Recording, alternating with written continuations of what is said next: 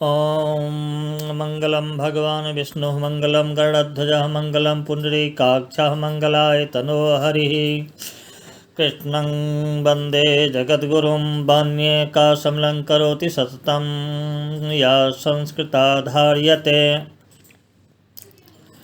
तो मैं यशस्पति झा, व्याख्याता, व्याकरण, राजकीय शास्त्रीय संस्कृत महाविद्यालय अलवर, आज शास्त्री तृतीय वर्ष के नव्य व्याकरण छात्रों के लिए द्वितीय पत्र व्याकरण का प्रौढ़ मनोरमा नामक ग्रंथ में आज संधि प्रकरण में अध्यापन कर रहे हैं।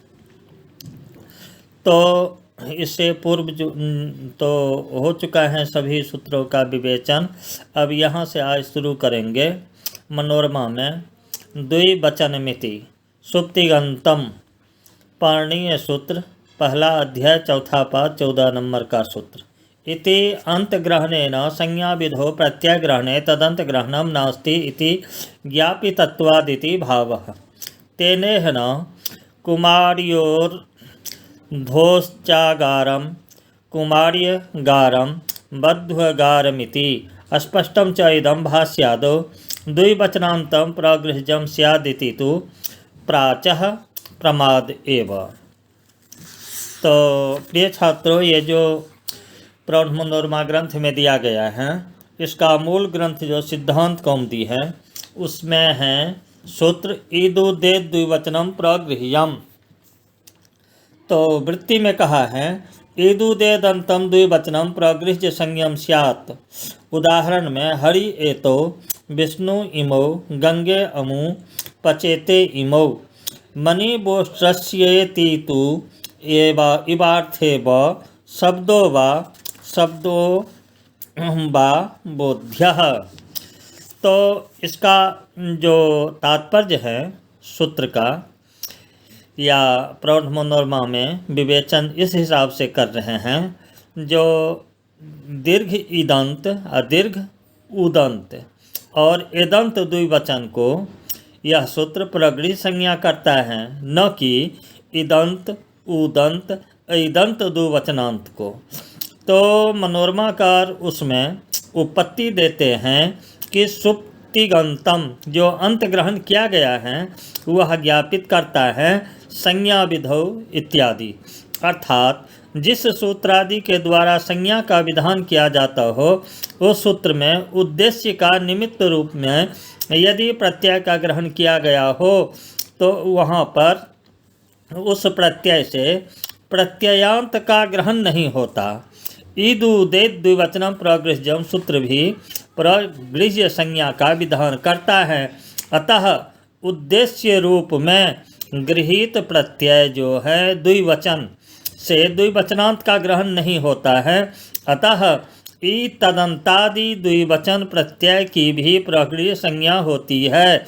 इसीलिए कुमारियो अगारम इस विग्रह में कुमारी प्लस ओस अगार प्लस सु का, तथा बद्धो अगारम इस विग्रह में बधु प्लस ओस अगार प्लस सु।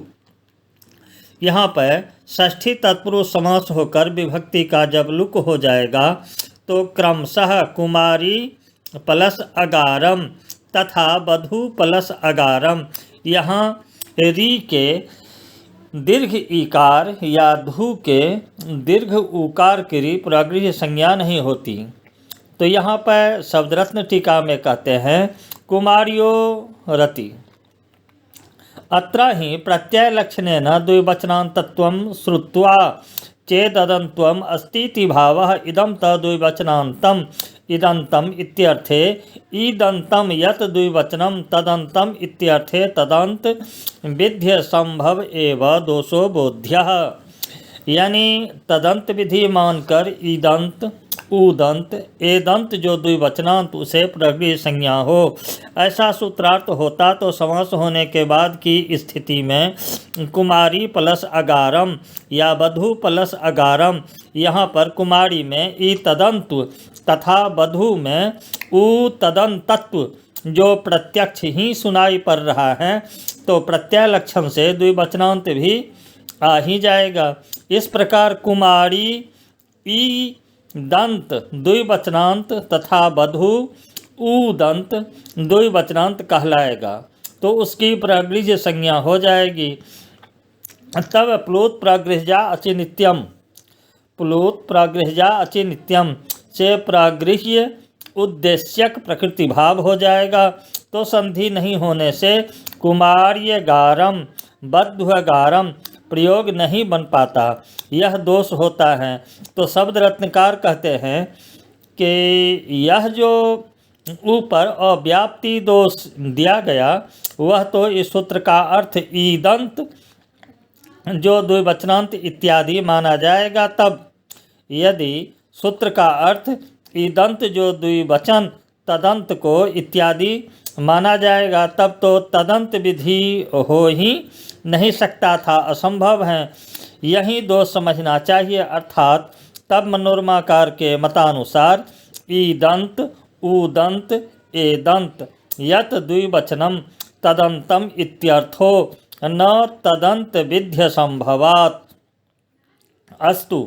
एवं च उपर्युक्त उदाहरण में कुमारी का दीर्घ ईकार या वधू का दीर्घ ऊकार चूँकि द्विवचन नहीं है, अतः प्रगृह्य संज्ञा नहीं होती, प्रकृति भावाभाव संधि हो जाती हैं। तो इसी पर मनोरमाकार कहते हैं हरि एताविति यह साकलम न प्रगृह्य संज्ञा इत्यत्र नित्यग्रहणम इत्यग्रहणात् इति उक्तम। अत्र वृत्तिकारः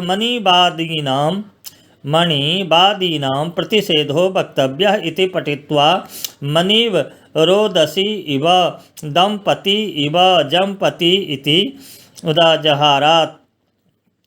तच्च मुनित्रयानुक्तत्वात् प्रमाणम् इति कैयटहरदत्तादयः।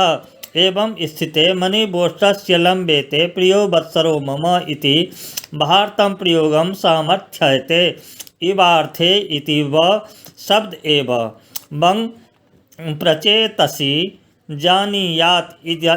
जानीयात् इव अर्थे च तदव्ययम् इति मेदिनी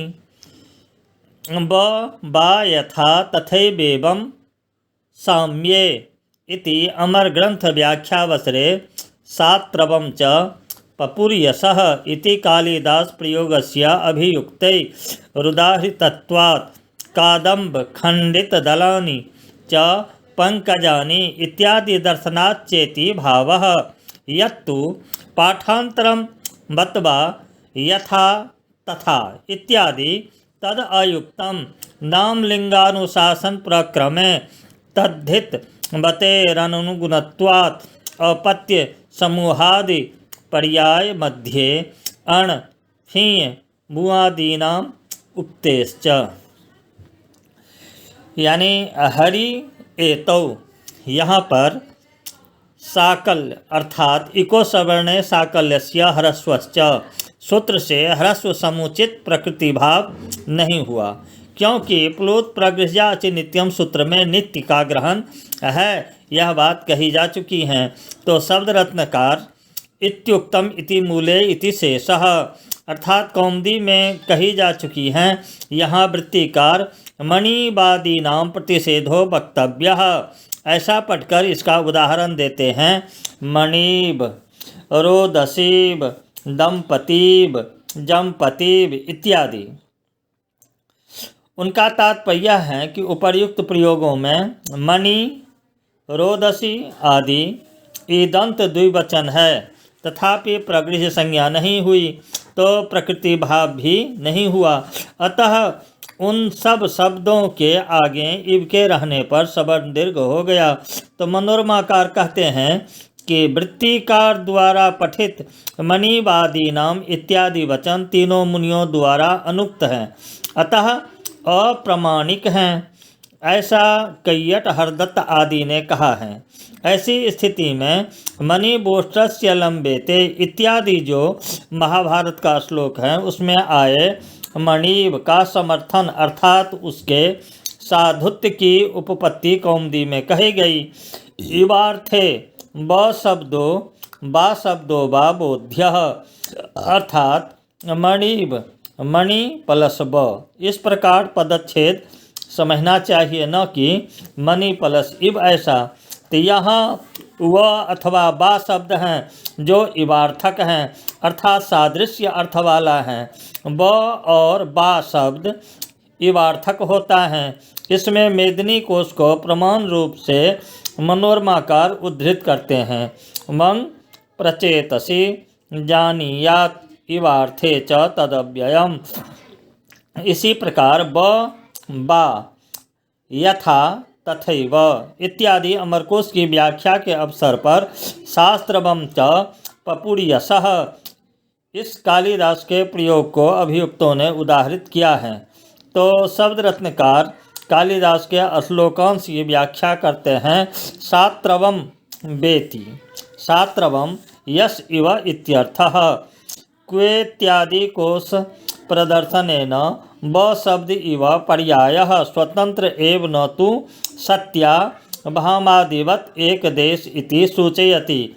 विनापि प्रत्ययम् पूर्वोत्तरपदयोर्लोपो वाच्यः इति वचनेन तादृश स्थते तथा कल्पनेऽप्यखण्डे पदे तथात्वे मानाभावात्। शास्त्रवं व पपुर्यसः का अर्थ है शास्त्रवं यशः व पपुः अर्थात शत्रु के यश की तरह पिया। यानी शब्द रत्नकार आगे कहते हैं कि ब बा शब्द इवार्थक हैं। इस बात में मनोरमाकार ने जो ब बा इत्यादि कोश को उद्धृत किया उससे सूचित होता है कि ब शब्द या बा शब्द इव अर्थ को कहने वाले स्वतंत्र शब्द हैं, न कि इव शब्द का एक भाग। जैसे सत्यभामा शब्द का एक भाग सत्या अथवा भामा शब्द सत्यभामा अर्थ को कहता है, उसी तरह इव शब्द का एक भाग ब शब्द भी इव अर्थ को कहता है। ऐसी बात नहीं, अपितु वे दोनों शब्द ब तथा बा इव शब्द की तरह स्वतंत्र हैं। सत्यभामा जैसे स्थल में बिनापि प्रत्ययम पूर्वोत्तर पदयोर लोपो वाच्यः कि भले ही कल्पना की जाए परंतु अखंड ब और बा पद में वैसी कल्पना करने में कोई प्रमाण नहीं है। तो इसी प्रकार कादम्ब खंडित दलानी न पंकजानी इस पद्य में भी ब शब्द इवार्थ में प्रयुक्त हुआ है। ऐसा कहते हुए अमरकोश के अभियुक्त व्याख्याकार ने उपर्युक्त श्लोकांश को उद्धृत किया है। कुछ लोग अमरकोश में बदवा यथा तथा इत्यादि पाठांतर मानते हैं, अर्थात बत बा यथा तथा इत्यादि इवार्थ में है। इस प्रकार इस पाठांतर के अनुसार इवार्थकों में ब शब्द का पाठ नहीं है, अपितु बत इस तद्धितीय प्रत्यय का पाठ है।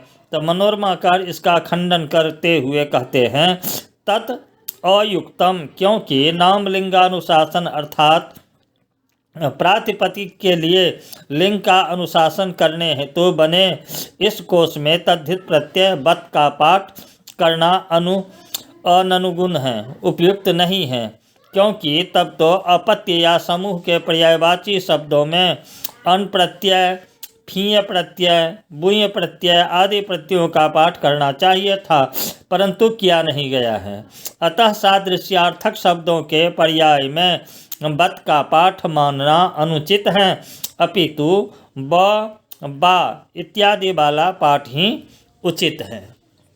अब यहाँ पर अग्रिम मनोरमाकार जो दिया है अदसोमात यानी पाणिनि सूत्र हैं। यह एकारो न अनुवर्तते असंभवात् इत्यभिप्रेत्याह ईदूतौ इति ननु उकारानुवृत्तिर्व्यथा स्त्रियो फले वा आसाते इत्यत्र पूर्णेनैव सिद्धे मुत्वस्य सिद्धत्वे अपि एकारान्तत्वात् अत आह रामकृष्णौ इति पुंसि पूर्वेण न सिद्ध्यति औकारान्तत्वात् इति भावः अदसोमात् इति सूत्रं प्रति तो मुत्वम् इत्वे न सिद्धे आरंभ सामर्थ्यात्। यानी इस सूत्र की जो मूल है कौमुदी में अदसोमात के पहला अध्याय पहला पद और 12 नंबर का सूत्र वृत्ति के रूप में कहता है अस्मात् परा विदूतो प्रगृह्यो अस्तः। अस्मात् परा यानी अदस शब्द से पर दीर्घ ईकारांत और दीर्घ उकारांत की प्रगृह्य संज्ञा होती हैं। उदाहरण में अमी ईसा और रामकृष्णा बमु आसाते। अमी प्लस ईसा रामकृष्णा बमु प्लस आसाते। तो प्रगृह्य संज्ञा और प्लुत प्रगृह्या अचि नित्यम से प्रकृति बदभाव होकर के ये दोनों उदाहरण सिद्ध होता है। तो इसी सूत्र में मनोरमाकार कहते हैं एकार की अनुवृत्ति नहीं आती है क्योंकि अदस शब्द का एकारांत होना असंभव है।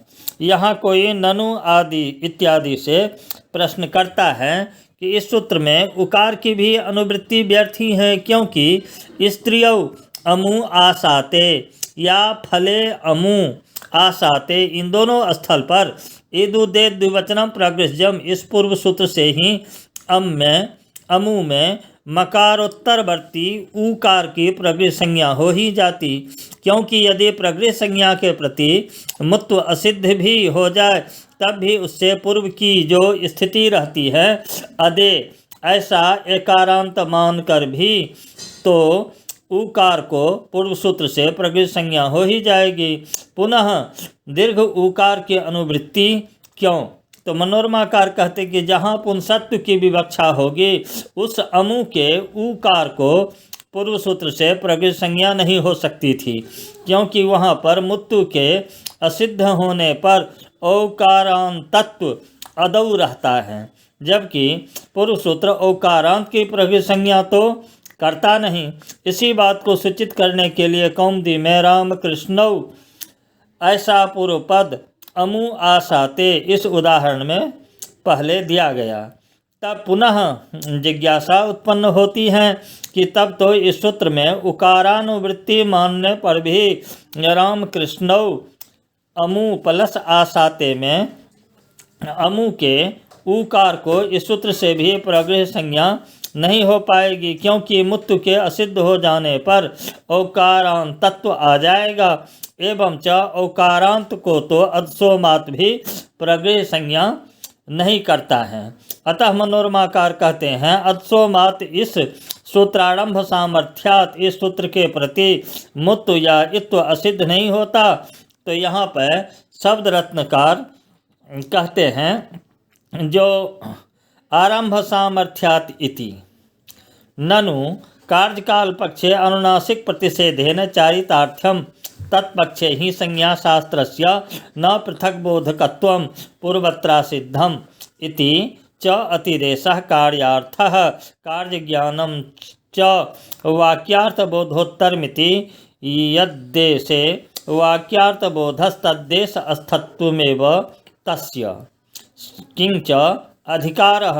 यानी मनोरमाकार ने जो कहा है अदसोमात इस सूत्रारंभ सामर्थ्यात अदसोमात की दृष्टि में मुत्व इत्व असिद्ध नहीं होते उसके ऊपर कोई प्रश्न करता है कि अदसोमात के आरंभ सामर्थ्य का आश्रयन तो तब ले सकते हैं यदि वह और चरितार्थ होकर व्यर्थ होता परंतु वह प्रगृह्य संज्ञा का विधान करके अनोप्रगृह्यस्य से विहित अनुनासिकत्व का प्रतिषेध करा के चरितार्थ है क्योंकि अनोप्रगृह्यानुनासिकः सूत्र प्रगृह्य अन को अनुनासिक करता है इसलिए जिस अन की अदसोमात प्रगृह्य संज्ञा कर देगा उसको अनुनासिकत्व का निषेध हो जाएगा।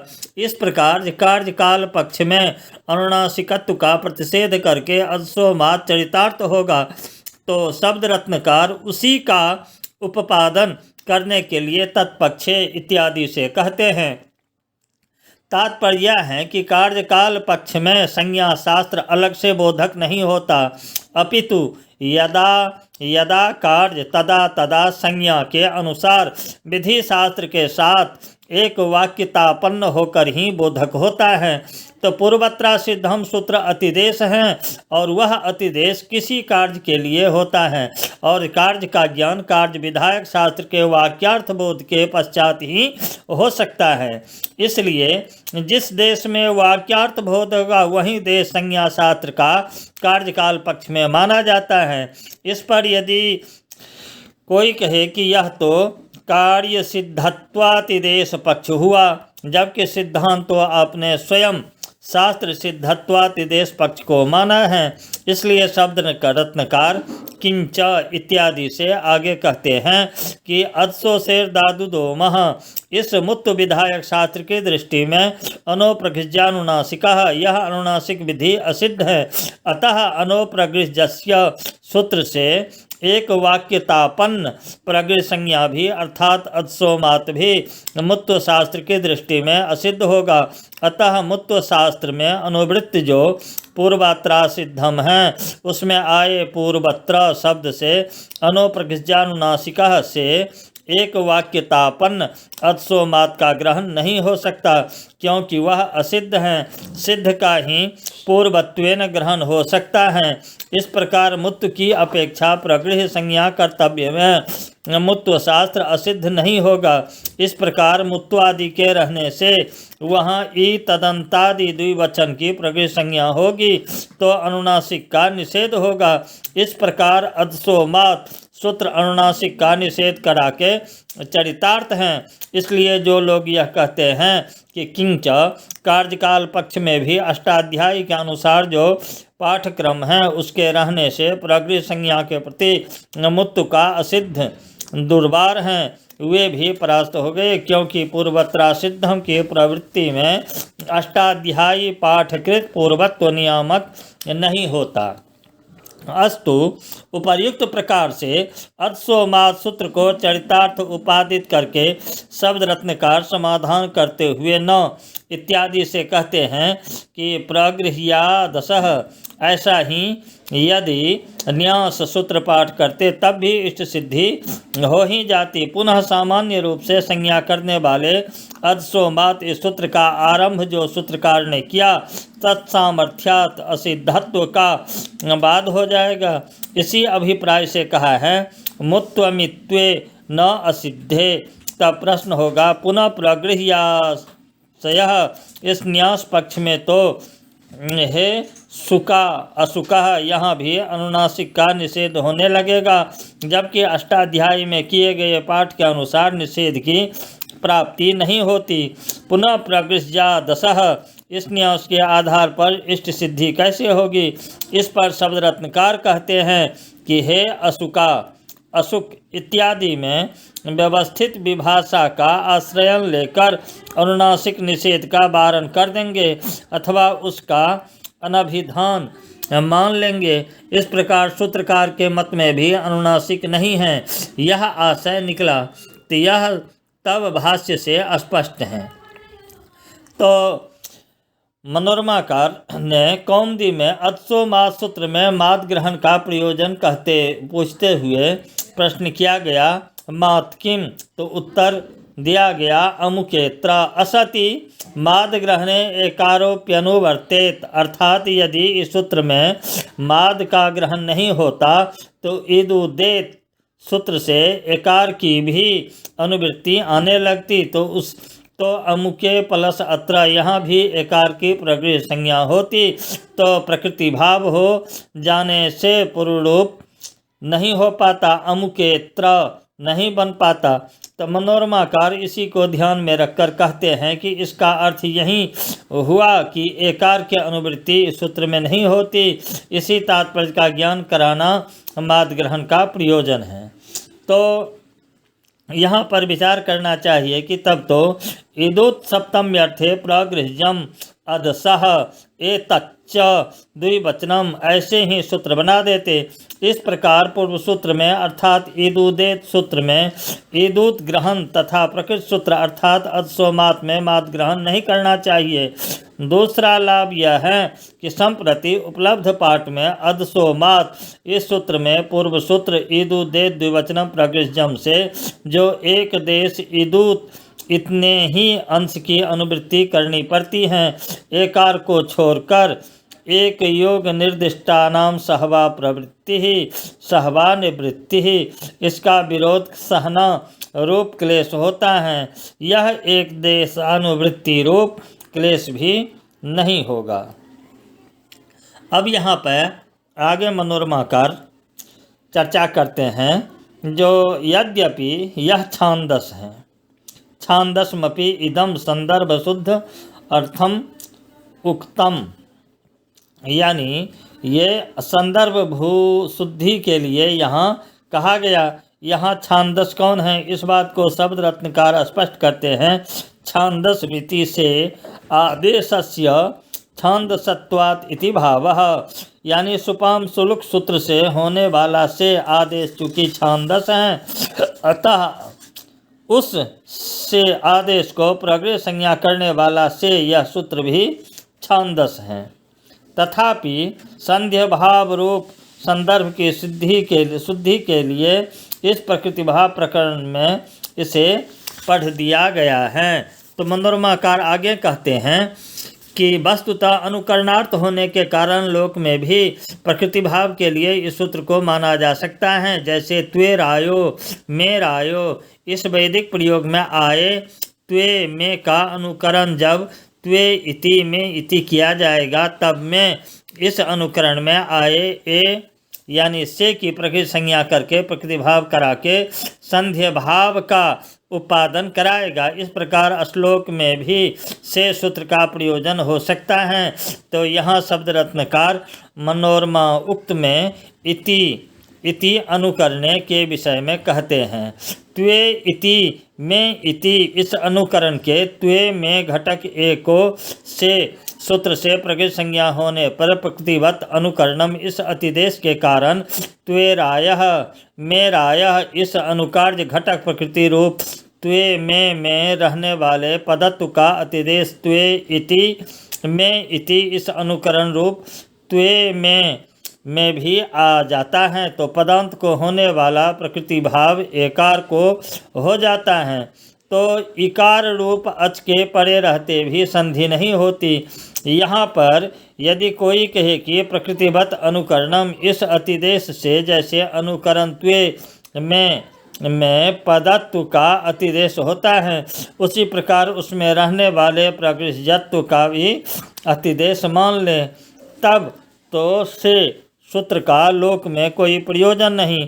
अतः शब्द रत्नकार आगे कहते हैं कि उपर्युक्त अतिदेश से प्रगृहजत्व का अतिदेश नहीं माना जा सकता क्योंकि प्रगृह संज्ञा का फल है अच पड़े रहते उसे प्रतिभाव होना। वह त्वेरायः मेरायः में संभव नहीं क्योंकि रेफ रूप हल पर में है अतः प्रतिभाव रूप फल वहीं होगा नहीं। अतः प्रयोजना भावात अनुकार्य त्वेरायः मेरायः में से की प्रगृह संज्ञा नहीं होगी। एवं च जब प्रकृति में प्रगृह्यत्व ही नहीं है तो अनुकरण में अतिदेश के द्वारा प्रगृह्यत्व नहीं आ सकता था। अतः अनुकरण में लोक में प्रगृह्यत्व के लिए से सूत्र की प्रवृत्ति माननी चाहिए। इस प्रकार लोक में भी अनुकरण में प्रगृह संज्ञा करके यह सूत्र लोकार्थ भी माना जा सकता है। इस प्रकार यह सूत्र केवल छांदस नहीं अपितु यहाँ इसका पाठ उचित है।